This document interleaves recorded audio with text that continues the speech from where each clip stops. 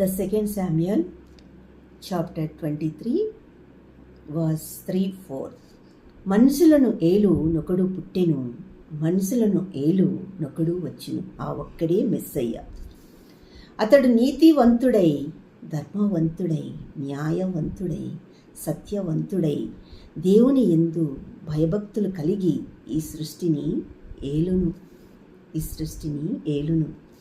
ఉదయకాల సూర్యోదయ కాంతి వలెను, ఉదయకాల సూర్యోదయ కిరణము వలెను, మబ్బు లేకుండా ఉదయించిన ఉషోదయపు సూర్యుని వలె, అనగా మబ్బు లేకుండా మరియ గర్భమున ఉదయించిన ఉషోదయపు సూర్యుని వలెను, వర్షము కురిసిన పిమ్మట, అనగా పరిశుద్ధాత్మ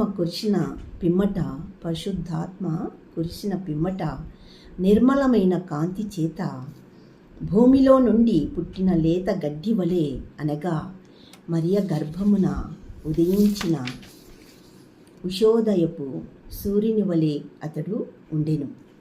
మరియు ఆదియందు పరలోక పరమాత్మచే మబ్బు లేకుండా ఉదయించిన ఉషోదయపు పరలోక పరమాత్మ కాంతి వలె, జ్వాల వలె ఉండి, ఆ పరమాత్మ ఆజ్ఞ ఇచ్చిన